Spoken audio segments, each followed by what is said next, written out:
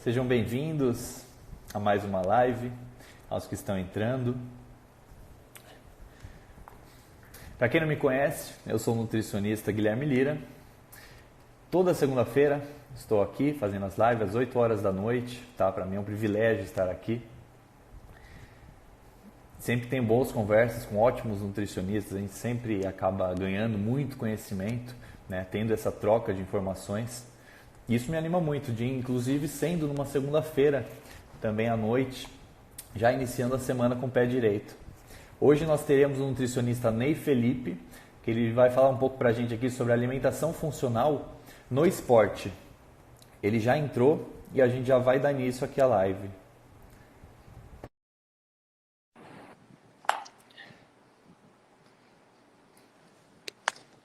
Bem-vindos aos que estão entrando.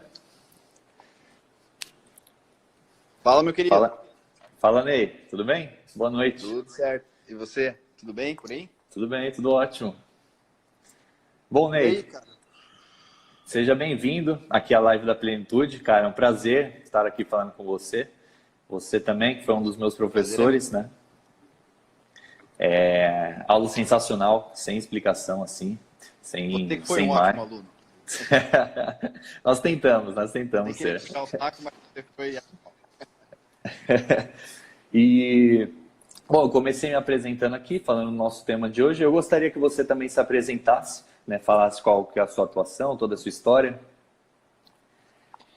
Bom, cara, a minha história é como a de todo nutricionista. Eu comecei puramente por interesse pessoal, porque o nutricionista, quem faz nutrição, ou queria ficar magro ou queria ficar bombado, né? E a gente, é engraçado, porque a gente sempre acha... Isso é uma coisa que eu converso muito com o Dudu, que o Dudu é um cara que me surpreendeu bastante. Uma vez a gente foi num congresso junto no Ceará e no aeroporto ele falou assim, cara, me marcou isso, porque a gente voltando cansado, assim, era tarde.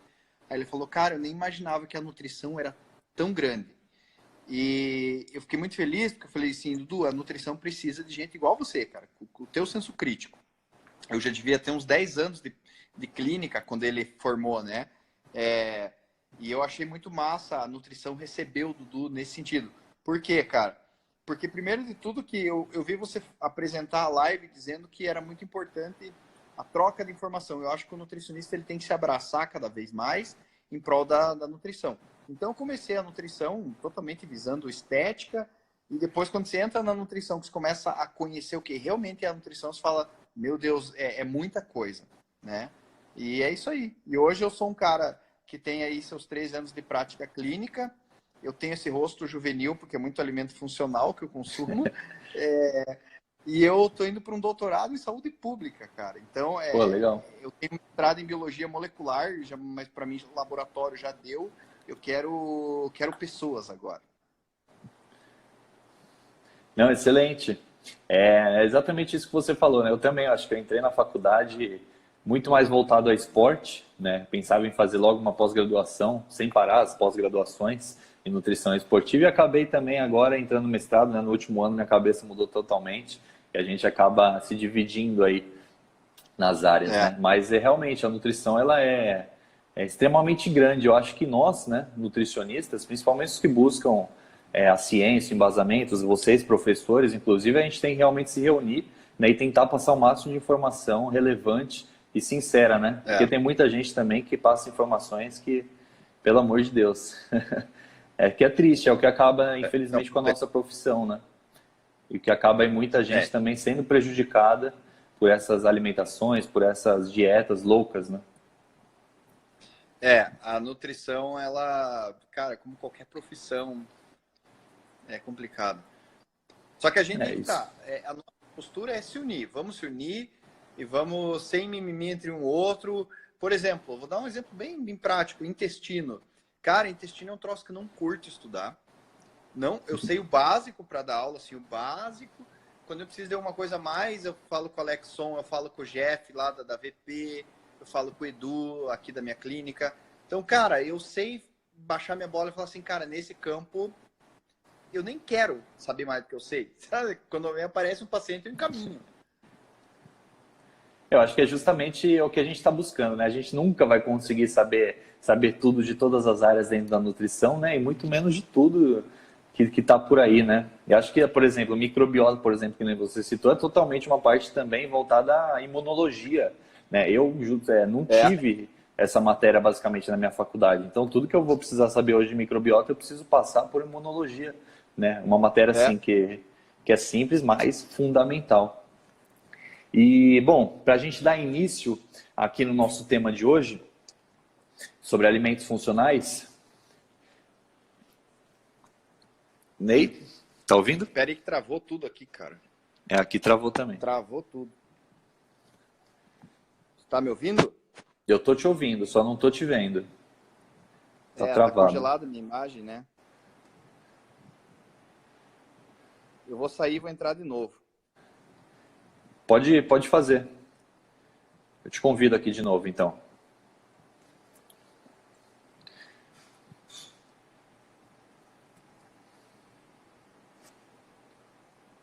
Pessoal, teve alguém que perguntou se a live vai ficar salva, tá? Vai sim, fica disponível 24 horas aqui no Instagram da Plenitude, tá?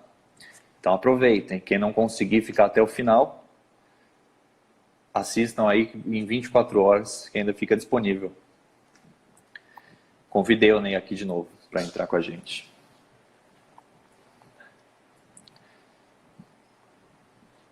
Show, deu boa. Pronto, voltou. Bom, como eu estava falando, para a gente dar início aqui no nosso tema de hoje, alimentos funcionais, né, e na prática esportiva, eu gostaria que você falasse um pouco, né, o que são alimentos funcionais.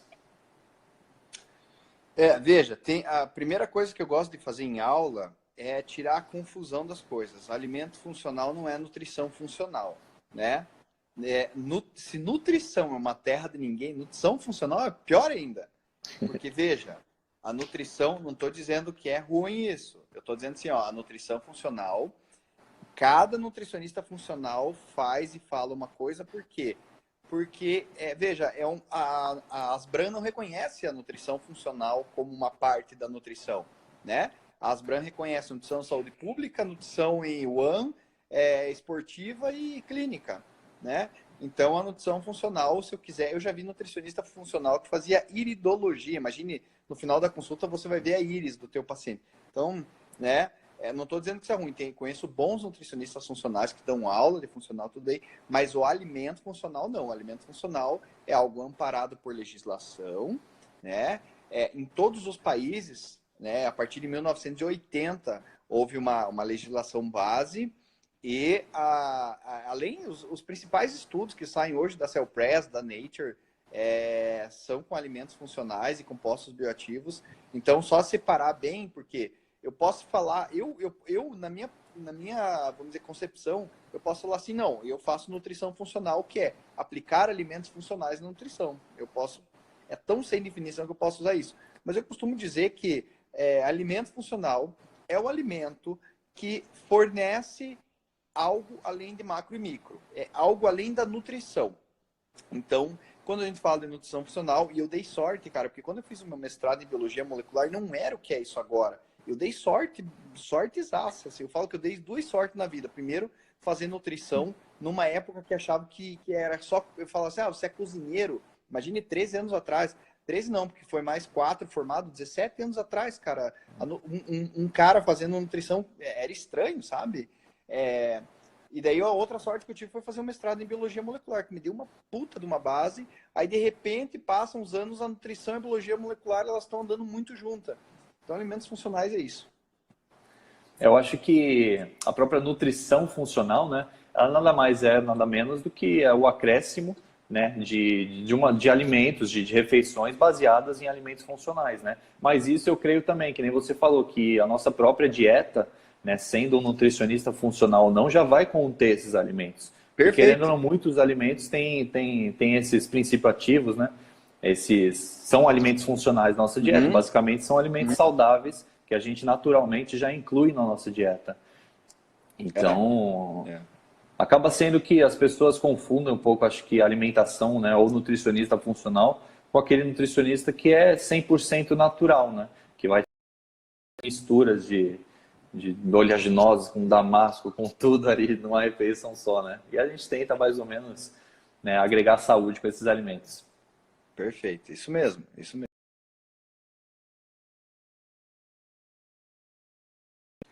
Qual que é a relevância que você acha? Tá travando? Tá, Tá o teu indo? tá travando.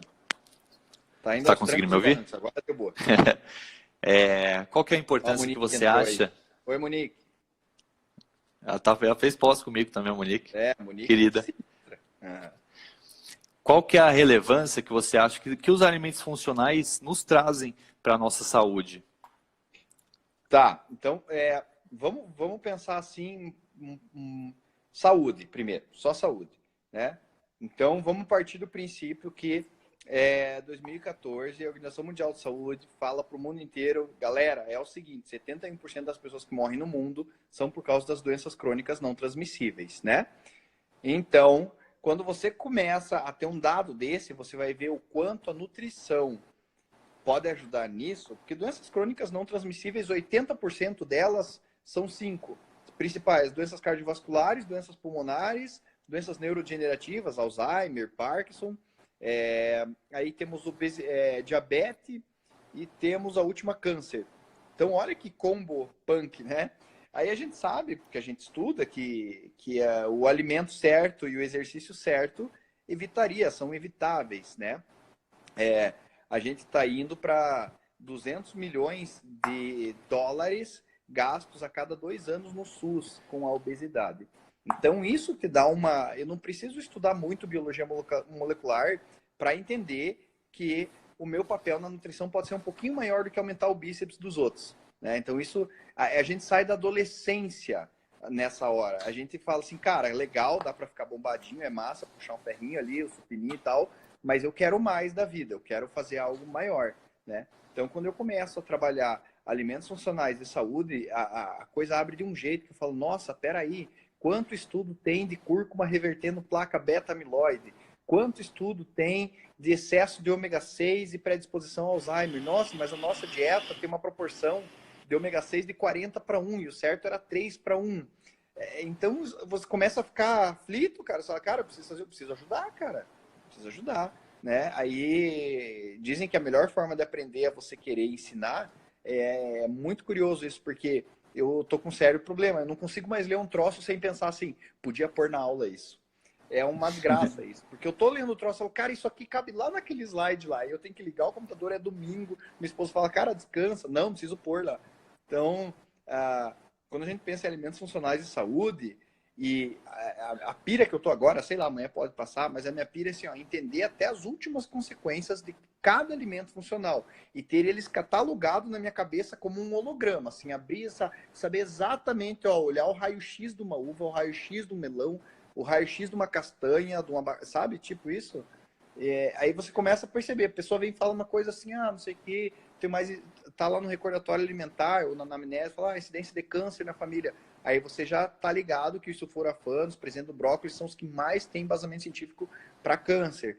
Aí você começa a cruzar os dados e fala, cara, sempre lembrando que quando a gente trabalha com uma alimentação funcional, a gente está se antecipando ao fato. Veja, eu não prometo curar nada. A nutrição tem que evitar isso, na verdade, curar algo com a dieta. A gente não cura, a gente previne, né? Então, nós somos aquele profissional que se antecipa. É como se fosse um pai pegando na mão de uma criança e falando assim, ó, filho, ali, se você for ali, não vai dar boa ali, né? Então, por exemplo, a fitoterapia não. A fitoterapia, né, é terapia das plantas, ela cura. Tô com dor de estômago, eu tomo um chazinho. Tô com não sei o que, tomo um chá para dormir. É cura, é imediato. A funcional não, é tempo de exposição. Então, eu não vou pegar a avó do meu paciente com Alzheimer e falar, não, soca cúrcuma na veia que cura o Alzheimer. Não é esse o papo, né? O papo é, eu quero envelhecer bem, eu quero treinar até morrer e eu vou fazer tudo que eu puder para não adoecer, né? E é eu triste, falo, gente. né, cara? Se me der corda, eu falo. Não, eu prefiro assim também. Vai passando informação que a gente passa o tempo aqui também. E, cara, é triste a gente ver, né, que tem tanta informação relacionada à saúde, relacionada aos alimentos, né, relacionado ao próprio processo de adoecer, relacionado com a alimentação, e a gente ainda até hoje não conseguiu dar conta disso, né? Dessa Perfeito. epidemia basicamente mundial. né? E que nem você falou, realmente, os alimentos funcionais, eu inclusive dei uma aula, né, para uma turma de gastronomia funcional sobre alimentação funcional, bem um princípio básico. E aí Legal. quando eu peguei para realmente olhar quais são todos os alimentos funcionais, onde que eles agem, meu Deus do céu, é muita coisa. Você não Então, vence, cara, fazer. não, é muita coisa, né? Que nem você falou, você vai precisar e não sei como vai ser para você, mas vai precisar talvez de um bom tempo para ter todos, né, na cabeça, É. para saber cada coisa onde funciona, que é muita coisa mesmo, é muito difícil. E bom, já puxando disso, a gente então já vê que existem muitos alimentos, né, que têm diversos tipos de princípios ativos, de compostos bioativos, que agem aí em diversas funções do nosso organismo. E aí, vendo já, né, o nosso cenário atual de uma maior crescente de obesidade, principalmente da nossa rotina, né, que gera uma inflamação, né, o nosso estresse cotidiano gera inflamação, a nossa própria dieta gera inflamação, É. né, às vezes um exercício físico mal aliado gera inflamação. Então, tudo É. isso acho que teria que ser aliado com a alimentação e principalmente com esses alimentos, né? Que contém principalmente compostos bioativos direcionados ali à doença daquele indivíduo. É. É assim, ó. É, as pessoas. Fala, Douglas, tudo bem? A galera tá aparecendo aí. Douglas é um querido. As pessoas confundem o terrorismo nutricional com. Quer ver? Veja, tem assim, uma coisa que eu tenho estudado muito. Cara, é quase assim, a antropologia das dietas, de onde que surgem os gurus e tudo mais. Então, veja, as pessoas acham que você fica terrorista quando você fica, não, esse alimento não é bom, não sei o quê. Então, eu acho que tem um meio termo entre você liberar geral, né, e você ser terrorista. Então, veja, uma coisa que tem que cuidar, por exemplo, nutrição comportamental. Eu acho que é um marco na nutrição, a nutrição comportamental. Mas também não é legislada pelas brancas. É um jeito de fazer nutrição com um determinado foco, e eu acho animal isso. Porque isso trabalha a relação das pessoas com os alimentos. Só que a nutrição comportamental, ela peca num pontinho que eu acho assim, ó, tem alimentos que a gente tem que fazer terrorismo, porque não é alimento, é produto. Você me entende? Então, assim, ó, um experimento bem, bem básico que eu já fiz com o meu cachorro aqui, para ver como não é só psicológica a coisa. Eu dei a ração para a Luna, com um pacotinho molhadinho que ela gosta de comer, ela comeu, e eu tava no final de um pote de doce de leite. O que eu fiz? Ela já tranquila, não queria comer mais, eu peguei e dei o doce de leite para ela lamber. Cara, ela ficou fissurada com aquilo, e ela terminou de lamber e queria mais. Ou seja, há algo naquele demônio daquela coisa, que deixa as pessoas tipo cocaína, que se chama açúcar. Não quero chegar no ponto, que nem o Gary Taubes, que demoniza o açúcar demais, porque eu acho que o açúcar no contexto certo, ele é gostosinho.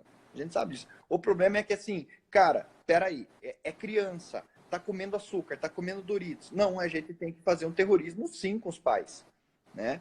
Então, nesse ponto, só para separar, assim, eu não sou terrorista com alimento. Cara, quer comer feijão e arroz até explodir? Come, cara. Come. Mas você não pode tomar refri até explodir. Entende? É esse o papo. Aproximar as pessoas a alimentos de verdade, porque as pessoas estão com medo de comer arroz e feijão, pelo amor de Deus. Então, assim, mas o diferencial que é um produto manipulado pela indústria para deixar ele mais gostoso e viciante. É outra coisa, não estou falando de comida aqui, né? Então, veja, quando a gente fala de esporte, é muito interessante trabalhar com nutrição funcional, porque eu vou dar um exemplo, eu gosto de dar exemplo prático, que nem eu dei da minha cachorrinha, eu vou dar o exemplo do Everton, que agora ele está no Palmeiras, né? O Everton, jogador de elite, ele chegou para mim e falou assim, cara, eu tô num peso bom, eu tenho uma altura boa para goleiro, só que eu sei, tem uma máxima da fisiologia do exercício que é, quanto mais treinado, menos treinável eu fico, né? Ou seja, quanto mais eu evoluo, quanto mais eu ganho massa magra, por exemplo, mais difícil é ganhar massa magra, né? E ele falou, eu sei, olha que interessante o jogador ter essa nuance. Eu sei que eu sou top, né? Ele é seleção olímpica, ele é medalhista olímpico. Só que eu sei que onde eu tô é mais difícil eu cair do que eu levantar. Vamos dizer assim, é mais difícil eu subir, né? É mais fácil eu cair a performance do que eu ganhar a performance. Como que você me ajuda nisso com a nutrição? Então, a nutrição, nesse ponto, quando a gente trabalha com alimentos funcionais, é primeiro de tudo, o atleta, antes de ser atleta, ele é um ser humano. Eu preciso calçar ele. calçar ele certo, ele tem que fazer cocô certinho, ele tem que dormir certinho, ele tem, enfim, tudo que a gente sabe já. Aí, lógico, trabalho especificamente. Tem estudos de resveratrol com, sei lá, com cartilagem, com líquido sinovial, enfim. Aí a gente trabalha alguma coisa que outra.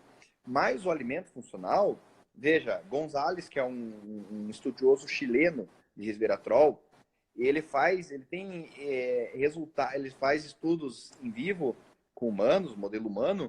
Os melhores estudos que ele tem são depois de 1 ou 2 anos de suplementação. Sabe quanto que ele usa de resveratrol nos estudos dele, cara? Quanto? 8 miligramas. 8 só? É pouco, 8 né? miligramas. Sabe que é isso? E a galera se entupindo de resveratrol. Porque é bem baixo. quando a gente trabalha com compostos bioativos, é tempo de exposição. É aquela coisa assim, ó, para tocar um instrumento, você não adianta ficar 10 horas tentando, você tem que fazer 1 hora por 10 meses, por 10 anos. É isso, cara. E como que isso... Aí, claro, eu posso trabalhar especificamente. Por exemplo, eu vou trabalhar com alimentos funcionais. Eu tenho uma paciente, por exemplo, que ela quer emagrecer ou que ela vai participar de um campeonato biquíni. Isso aconteceu ano passado. A última... eu espero que tenha sido a última atleta biquíni que eu peguei na vida, né? Aí você trabalha com alimentos que gerem saciedade, que gerem estabilidade glicêmica, né? Eu vou trabalhar com abacate. Tem muito estudo de abacate com saciedade. Então eu ainda coloco um MUFA, né? um monoinsaturado ali, etc. O cara que quer hipertrofia. A principal bucha de um cara que quer hipertrofia é fazer um bulk sujo, quer só bater os macros, ele aumenta o TNF-alfa, aí a insulina já nem sinaliza para o próprio anabolismo, aí fica aquela glicose circulante, ele fica gordo achando que está forte. Enfim, especificamente dá para trabalhar assim, mas eu prefiro não ver o alimento funcional ou composto bioativo como ergogênico. Ergogênico vai falar com o Matheus Silvestre, ele te dá uma aula do que funciona, do que não funciona e acabou, não é muita coisa. Você pega o relatório do ISSN, ó, funciona a creatina, funciona a cafeína, pum. Não é ergogenia aqui. Aqui a gente está se antecipando. Eu quero que o meu atleta dure, né? E se você acha que os compostos bioativos, por exemplo, no meio da performance, você acha que eles agem mais no indivíduo como uma função moduladora, por exemplo, uma modulação, por exemplo, de um estresse, né, do próprio estresse oxidativo, de uma inflamação pós-exercício, ou eles agem especificamente ativando alguma região, aumentando, por exemplo, a performance dele por alguma via específica metabólica? O Marcelo Conrado apresenta muito estudo mostrando que há uma correlação positiva de falha muscular e estresse oxidativo, né? Por diminuição do fator nuclear eritroide-2, o NRF2. Então, se eu usar compostos bioativos que mantenham o pool do meu NRF2 alto, já é uma estratégia. Tem estudos disso. Tem um estudo muito interessante de cúrcuma e regeneração muscular, tá? Não vou lembrar do autor aqui, mas tem estudos mostrando, sim, ergogenia. Mas aquela história, não é Jesus Cristo. A gente não espera milagre da coisa, né? Eu acho que tudo é válido. Você pega um triatleta que está num ciclo de preparação para Iron. O estresse oxidativo desse homem é gigante. Você tem que calçar ele muito bem. Tem estudos mostrando suplementação de probióticos com diminuição de pico de interleucina 6. Aí o cara vai falar, não, mas tem que inflamar para dar sinalização. Beleza, tem que inflamar, mas não tem que transbordar de interleucina. Pode inflamar muito, né? Então, tem sim, cara, tem. Mas, como eu falei, eu prefiro ver diferente a coisa, né? Aí você pega assim, vou fazer uma dieta de 4.000 calorias pro cara. O cara quer ficar grandão e tal. Já que quando eu tô em overeating, né, em bulking, eu vou ter algumas enzimas não muito utilizadas, porque eu não estou em déficit, tipo a MPK, a PGC1-alfa, enfim. Por que não tentar uma via pelos alimentos funcionais, já que eu estou em bulking, né, para não ficar totalmente zero de biogênese mitocondrial? Até os compostos bioativos, eles têm esse apelido, eles são Calorie Restriction Mimetics, eles são mimetizadores de restrição calórica. Então, por que não fazer um bulkzinho com uma coisa que mantém a PGC1-alfa alto, né, os PPARs pelo ômega 3, enfim, aí é uma série de coisas que dá pra gente brincar. Você acabou falando, eu ia perguntar exatamente isso, os alimentos funcionais como mimetizadores, né, de restrição calórica, porque vem se falando isso, né, justamente pela ativação, principalmente da MPK, né, que é uma ativação tanto pela pelo déficit calórico, né? Também como exercício físico. Eu gosto dessa prática, dessa técnica de utilizar também alimentos funcionais, principalmente, por exemplo, para um atleta, né? Ou mesmo, às vezes, alguma pessoa que busca performance, maratonistas, longo prazo, que justamente pelo aumento da PGC-1-alfa, né? A gente podendo aumentar ali a biogênese mitocondrial, às vezes esse próprio praticante de atividade física aumenta, né, a sua resistência, aumenta a sua capacidade de fazer aquele exercício. Então, acho que os compostos bioativos, eles têm diversas funções, né, no nosso corpo. Isso desde a doença, né, para diversas doenças, aterosclerose, câncer, que nem você falou, diabetes, como também para o esporte, né? Eu acho que, por exemplo, um esporte muito intenso, ele causa as mesmas adaptações maléficas do que uma doença, né? Causa aquele excesso de inflamação, causa o estresse oxidativo também em excesso. Exatamente. Então, faz sentido você usar tanto para doença quanto para melhora de performance, né? Esses alimentos funcionais. Porque veja, o exercício físico, ele aumenta a tua temperatura mais do que em estado de febre. Então, imagine. Exato. A gente tem uma ativação. Na tua fala já dá para ver a tua noção, no sentido de que você falou alguma coisa assim, não sei, mas eu uso um alimento para estimular PGC-alfa, que lá para frente vai ajudar o cara. Então essa é a visão certa, não é a visão assim, cara, coma um suco de uva para correr melhor hoje. Não é essa a ideia. Isso é ergogenia, eu como carboidrato durante o treino e meu treino rende, é diferente. Exato. Tanto que, se a gente for olhar, né, me corrija se eu estiver errado, mas os estudos com, por exemplo, isoflavona de soja, né, principalmente no Japão, na China, né, que as mulheres consomem mais, a prevenção de câncer, ou a diminuição, né, da prevalência de câncer está muito mais relacionada com o tempo do consumo de isoflavona de soja do que do próprio consumo ali agudo, né? Porque, por exemplo, se a gente começar hoje uma mulher pós-menopausa a suplementar isoflavona de soja, pouco resultado, pelo menos na minha prática, a gente vai ter, né? É quase invisível. Mas aí já comparando com uma população da China, né? Com mulheres da China, no Japão, que eles consomem a vida inteira, a prevalência de câncer de mama, por exemplo, é muito menor. Então, realmente, a gente vê que é a longo prazo, não tem jeito. Infelizmente, a preguiça, né, nos domina. Por exemplo, a preguiça de fazer dieta, a preguiça de conscientizar essa boa alimentação hoje em dia, né? Porque todo mundo sabe como que gera as doenças, né? Todo mundo sabe o que causa as doenças. Agora, para prevenir, é uma etapa aí muito maior, né? Tem mais um agravante. Às vezes o paciente não ajuda, ele quer para amanhã a coisa. Né? Quer pro verão. Né? Então ele quer para amanhã o efeito, né? Tofu é vida. Aí tá. Como eu falei, o Gonzalez ele usa 8 miligramas. Ele trabalha com tempo de exposição. E vamos lembrar que os compostos bioativos também agem na metilação de DNA e acetilação e desacetilação de estonas. Do que eu estou falando? Epigenética. E epigenética demora, é tempo de exposição. Então, tem o PONC lá, que é uma proteína lá que auxilia na sinalização da saciedade da leptina e da insulina. O PONC a gente sabe que se eu ingerir muita gordura, mesmo em dietas normocalóricas, mas hiperlipídicas, tipo 60%, eu tenho uma metilação do PONC. Olha que bucha isso. Aí a minha insulina e a minha leptina não sinaliza. Eu tenho chá verde fazendo o quê? Melhor expressão do PONC. Então, tipo, cara, tempo de exposição, não adianta, porque quando você trabalha com epigenética, o que é epigenética? É ligar e desligar interruptores no DNA, não é alterar o DNA. Então, veja, é tempo, é maturidade. Eu brinco assim, ó, cara, a gente já pensou tão a curto prazo na vida, vamos aproveitar que a gente tem tempo ainda, vamos pensar a longo prazo. E eu brinco que compostos bioativos, eu gosto muito de economia, compostos bioativos é juros compostos. Eu falo de compostos bioativos, juros compostos. É ali, ó, é aquela taxa do IPCA que vai vencer daqui a 40 anos, e juros sobre é bom, né? Não é bolsa de valores. Bolsa de valores é economia. Você estava falando, né, a própria, por exemplo, a própria CIRT1, né, ela também já ativa ali essas funções.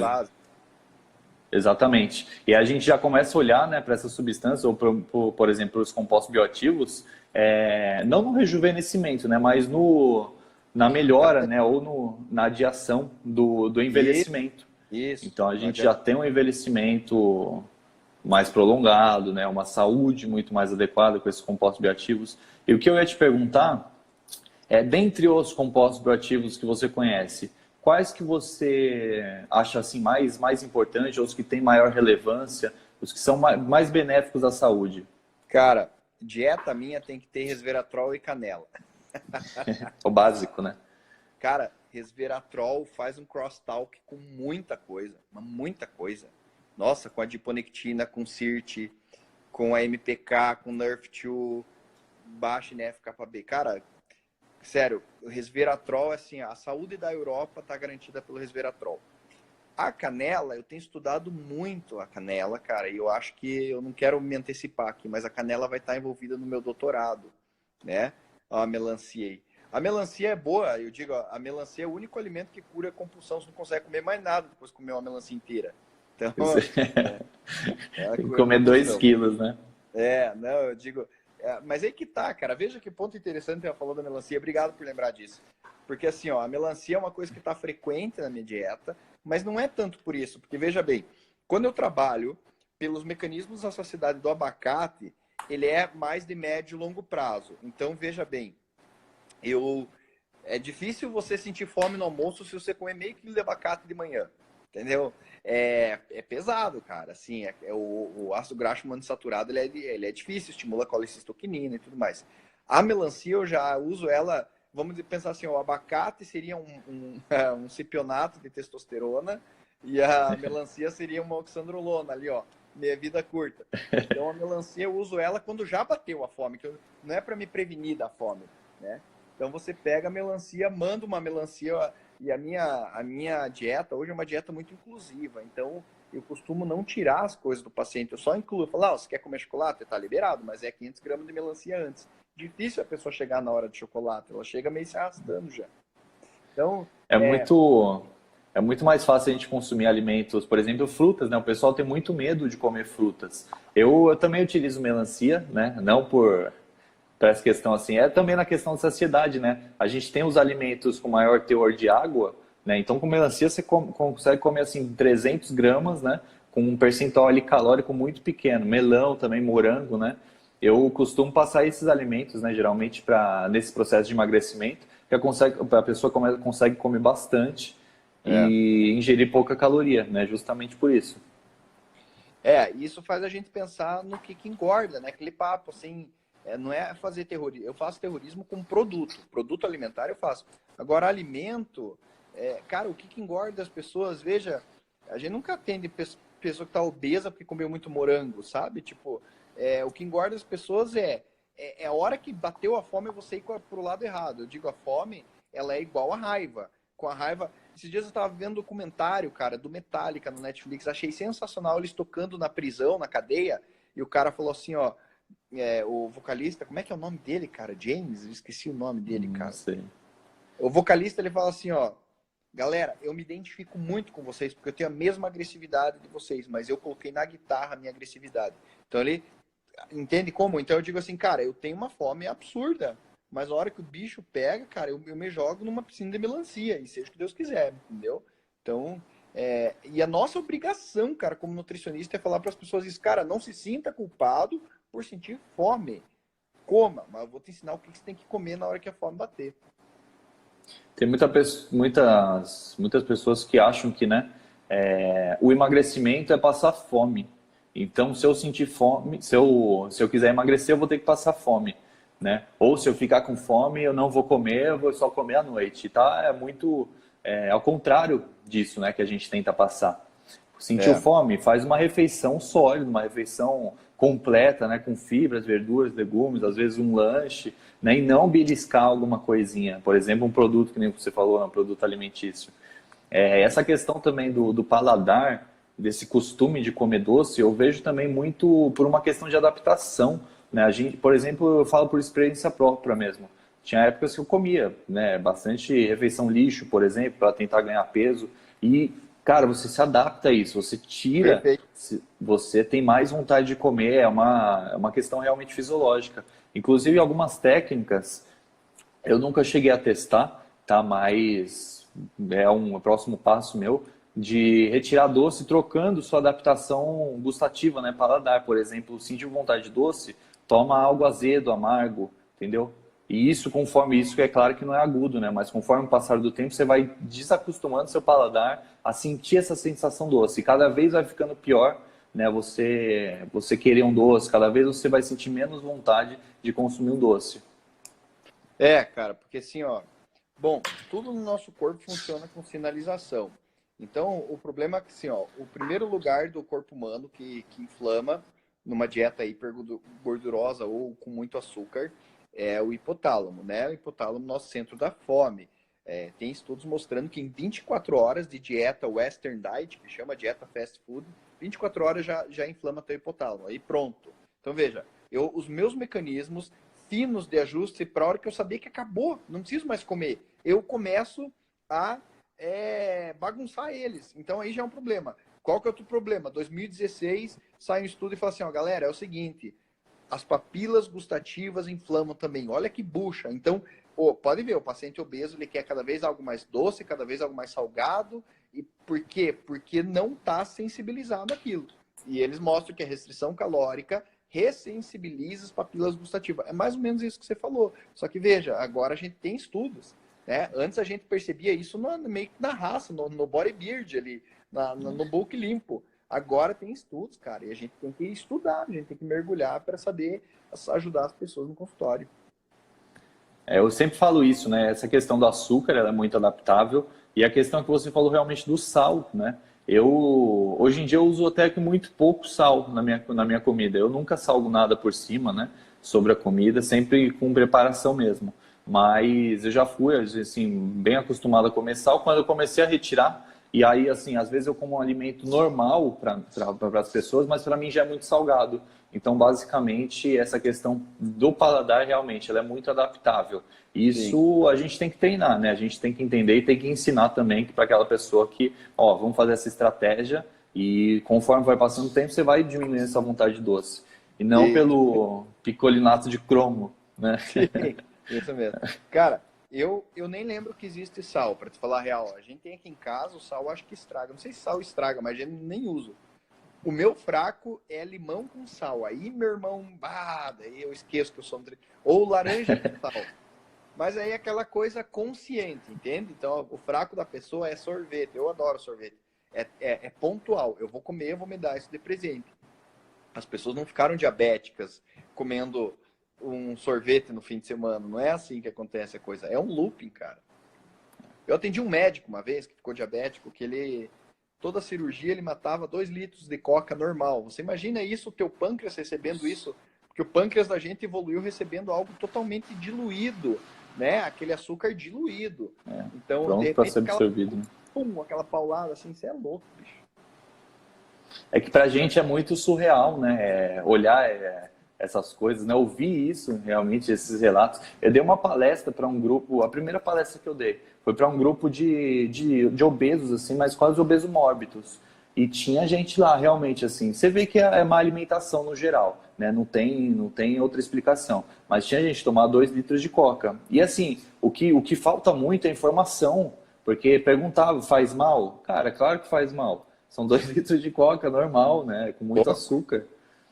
Então falta informação. Não é só a questão de tô tomando porque porque eu gosto, né? Porque não, mas falta sim esse tipo de informação. E o que você acha sobre... tá aí, ó. O Pachulok é a prova.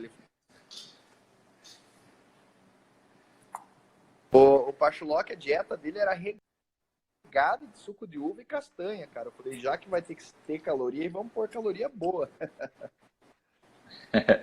Pão de forma também, para bater as calorias. Nossa, cara. Cada uma, né? Se for, gente... Cara, tem um aluno da pós lá de Presidente Prudente, o Vitor. Eu não sei se ele tá aí, mas o Vitor, ele faz umas vitaminas que você não acredita, cara. Ele joga... Como é que ele faz, cara? Ele bate frango com pão, com batata doce, cúrcuma e whey. É tenso, cara. Não, eu faço assim, vitamina muito calórica, mas não chega nesse nível de misturar um monte de alimento estranho, né? E, Ney, o que você acha, né? Hoje em dia está sendo muito falado e muito utilizado, e até muito estudado, né, de um tempo para cá, de capsaicina. Conrado estuda muito capsaicina. Aí, ó, capsaicina a gente tem aí um importante composto que é ergogênico, parece ser ergogênico, né? O que você já leu sobre capsaicina? Porque ele tá ligado com beta-oxidação também, né? Eu vi que capsaicina ele tem diversas funções, né? Ele age em diversos organismos, né? Diversos, por exemplo, age no cérebro, age em receptores, né? TRPV1, que são receptores Depende do basicamente de receptor. calor. Isso, exatamente.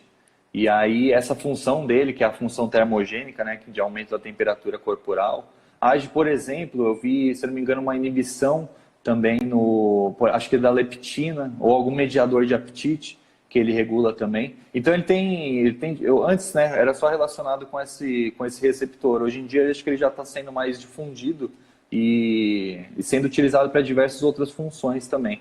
Eu, na minha parte clínica, eu gosto muito de usar capsaicina, pelo seu efeito, realmente ergogênico mesmo, e outro que as pessoas sentem, de fato, um aumento da temperatura corporal, né? E às vezes isso já causa ali um efeito no treino, né? Às vezes psicológico, mas estimula. Não, mas eu acredito. Legal você tocar na capsaicina, porque realmente é um dos poucos compostos bioativos que tem. É que nem composto bioativo modulando o hormônio. Cara, impressionante assim. Você pega a crisina que é um flavonoide da passiflora, né? Isolado. Cara, a crisina baixa estradiol forte. Paciente pós-ciclo ali, licopeno, baixando DHT. Cara, dá pra brincar ali na parte de ergogenia forte ali. Viu? Quanto tempo a gente tem ainda? Porque já tem um sinal da bateria aqui. Tem 15 minutinhos, basicamente. Tá, não, Vai beleza. durar? Vai, acho que vai. Qualquer coisa eu vou sumir. Não, tudo bem. Não, E um ponto também que eu sempre que eu observei nas suas aulas, e até que você divulga bastante, é essa relação da nossa resistência à insulina, né? Que ela pode ser gerada aí de diversas formas, a resistência à insulina. Quais alimentos funcionais que você vê maior utilização na melhora da resistência à insulina? Isso é claro, né? Um efeito fora dieta. então veja, a gente tem que pensar, cara, é tão complexo porque é resistente. Uma vez demonizava-se a insulina. Você pega lá Atkins, ano 1980, demonizando a insulina. Eu até entendo o Atkins porque não tinha tanta coisa. Agora, o que eu não entendo é gente atualmente demonizando a insulina. Cara, o problema não é a insulina, é justamente o oposto, é você não sinalizar ela, né? Porque, olha só, é, quando eu penso na sinalização de insulina, ela tem que ser sagrada, cara, porque quanto melhor eu sinalizar a minha insulina, menos carboidrato vira gordura. Ah, mas a insulina leva carboidrato para tecido adiposo. Cara, se você entrar numa resistência de insulina, vai levar bem mais, mas bem mais, porque o tecido adiposo, o receptor de insulina no tecido adiposo é um dos últimos que sofre dano. Então, enquanto está tudo zoado, o tecido adiposo vai estar sugando aquela glicose, né? Fazendo Eu acho, lipogênese eu acho interessante você ter falado isso, só te cortando um pouquinho. Como você falou, né? A gente tem que estimular a insulina, né? Para quem está ouvindo, a gente tem que estimular a insulina. Por exemplo, um bom exemplo clássico disso: retira glúten ou lactose da sua dieta. Fica anos sem tomar. Quando você voltar, cara, com certeza você vai ter aí uma intolerância, né, ao glúten, intolerância à lactose, justamente porque você não estimulou, por exemplo, as enzimas, né, que degradam essas substâncias. Então você tem esse efeito rebote. É igualzinho a insulina, né? Claro que o excesso de açúcar, né, a estimulação em excesso vai causar também aí a resistência. Mas nós temos que estimular, né? Não é algo que a gente tem que evitar. Mas veja o que você acabou de falar. O açúcar vai causar resistência. Então não é nenhum problema a insulina, é resistência, né? Sim. Então a gente tem que cuidar isso. A insulina, você perguntou os nutrientes, né? Qualquer coisa que ative a MPK, cara. Então você vai pensar aí resveratrol, canela, né? O cromo, dá para fazer um bem bolado aí com canela e cromo. Não esperar milagre do cromo é importante, né? Mas qualquer coisa que ative a MPK e desinflame meu receptor e a subunidade beta dele. O que é engraçado, que o receptor de insulina no hipotálamo, ou seja, quando a gente fala de resistência à insulina, não pensar só a resistência à insulina periférica, mas a central, o meu receptor de insulina no hipotálamo, ele tem uma isoforma do mesmo receptor de leptina. Olha que loucura. Então, quando uma coisa ferrou, ferrou geral, né? Então, um quadro de obesidade, eu tenho hiperinsulinemia, mas eu tenho hiperleptinemia, o que faz as pessoas pensarem aí que você tem que refletir na resistência. Por quê? Porque, cara, a leptina não é o hormônio da saciedade? É. Então, um obeso tinha que estar saciado, tinha que estar em orgasmo gástrico sempre. E é justamente o contrário que acontece. Por quê? Porque tem aquilo jorrando no sangue, mas não sinaliza. Né? Então, isso é um problema. Então, eu tenho que... Por isso que a primeiro passo, quando você pega um paciente sobrepeso ou obeso, primeiro passo, não põe nem restrição. Desinflama ele, faz uma bateria de exame, pede adiplectina, pede PCR, pede homocisteína. Desinflama esse cara, deixa ele comendo. Assim, cara, você curte sentir o estômago estufadão, então você vai fazer 1 quilo de feijão com Coca Zero. Sossegado, você vai ficar uma bola. E come melancia e gelatina light depois. Não vai ser um problema de estômago estufado, entendeu?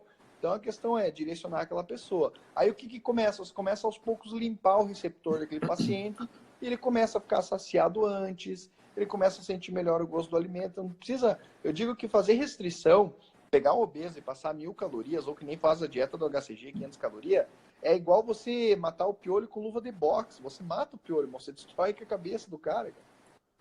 É. Não, perfeito sua colocação. Com obesos, inclusive, na verdade a gente sempre faz por exemplo, um recordatório alimentar antes, né? Realmente, se aquela pessoa está comendo muito, né, não tem como você fazer uma dieta de 1.000 calorias de 500, né, calorias ali. Você tem que começar fazendo ali pelo menos uma mudança primeiro, né, da qualidade dos alimentos, depois vai restringindo caloria até realmente ele se adaptar. E pelo que eu já estudei, né, pelo que eu vejo também, a resistência à insulina, ela é muito mais, ou a resistência à leptina também, ela é muito mais causada por um processo de inflamação, né? Então a gente vê que as resistências, elas são geradas, por exemplo, uma má alimentação, pela falta de exercício físico, né, que causa efeitos, por exemplo, anti-inflamatórios, antioxidantes, né, endógenos. Então, nós temos, né, esses efeitos de resistência. Eu sempre achava que, assim, ó, que o problema era primeiro a obesidade e depois a inflamação, mas não é, cara. Porque você pega estudo bom, mostra que 24 horas de dieta high fat já inflama. Então, daí o que acontece? Eu começo a inflamar, primeiro hipotálamo, que nem eu falei, aí eu já não consigo, aí eu fico viciadinho no açúcar e no doce, que a gente conversou antes. Aí o que acontece? Eu começo a comer mais, aí meu adipócito hipertrofia, aí sim ele começa a secretar TNF-alfa, interleucina 6, aí, olha, meu Deus, daí o troço fecha, porque, ó, eu tenho uma inflamação saindo de dentro de mim, do meu tecido adiposo, e eu tenho uma inflamação entrando, porque eu consumo, enfim, alimentos de glicação avançada, né, os AIDS, enfim, aí foi o boi com a corda, que nem disse. Então, a ideia com o paciente obeso é você primeiro, já que assim, ó, você não vai conseguir secar o abdômen dele do dia para noite, não vai. Então faz com que a alimentação seja a primeira coisa anti-inflamatória dele, né? Antes de qualquer restrição. Não adianta você fazer restrição, olha que ponto-chave, guarde isso na tua cabeça, se vocês não quiserem guardar mais nada do que a gente falou. Não adianta fazer restrição, porque o paciente obeso já está cheio de lipólise. Ele tem lipólise, o problema dele não é lipólise, é que ele está com a mitocôndria zoada. Então não adianta aquela lipólise e chegar numa mitocôndria que não funciona. Então não adianta você dar gasolina aditivada num carro que está com as velas podres. Não funciona. Então a ideia do paciente obeso é lipólise por lipólise ele já tem, deixar ele dieta hipocalórica de 1.000 calorias, né? Não vai ter mitocôndria, cara. E é interessante que você falou, né? A própria lipólise aumentada no tecido adiposo do obeso, ela é favorável a maior inflamação também, né? Porque causa maior ácido graxo livre circulante, causa maior inflamação. Então, a lipólise não é sinônimo de emagrecimento. Lipólise é um processo natural. Emagrecimento é diferente. Lembrar que quando não tem uma insulina que sinaliza, o que a insulina faz? Lipogênese. Quando a insulina não sinaliza, eu tenho lipólise, porque eu encontro paciente, principalmente diabético tipo 1, são magros, geralmente, né? Porque eu não tenho processos anabólicos, ou seja, o paciente inflamado, ele tá com a lipólise alta, ele não tem aquela sinalização da fosfatidina inositol 3-quinase, toda aquela cascata, ele não tem. Então ele está com a lipólise boa, o problema é que ele não tem mitocôndria. Exato. E essa própria inflamação, ela é causada, né, que você falou, pelos próprios alimentos que a gente come, basicamente são alimentos inadequados na alimentação, e pelo próprio aumento, né, do tecido adiposo. A gente vai aumentando, hipertrofiando nosso tecido adiposo, a gente vai gerando mais inflamação, consequentemente mais resistência, mais liberação de insulina, leptina, né? Então é um ciclo, né? Um ciclo inflamatório. Isso vai sempre prejudicando mais ainda. Por isso que o paciente obeso ele é difícil. A pergunta da Camila, quer ler aí, Guilherme? Deixa eu ver.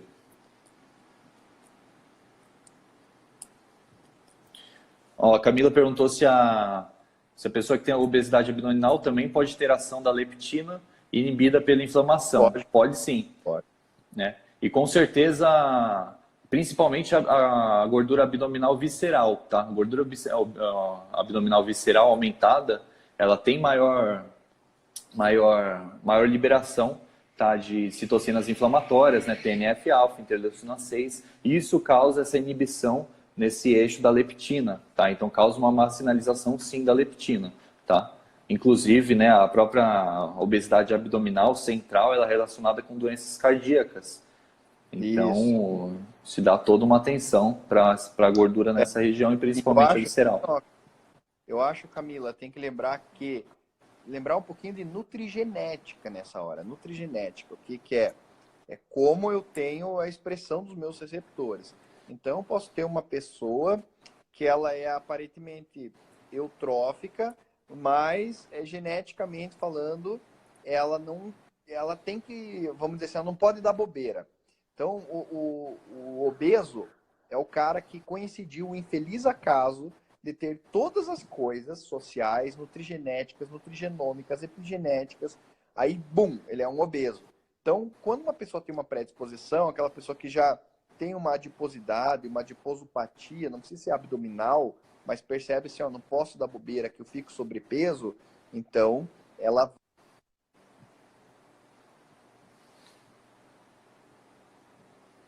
porque, como eu falei aqui, não é o único agente pró-inflamatório. Os produtos de glicação avançada que eu consumo também podem inflamar.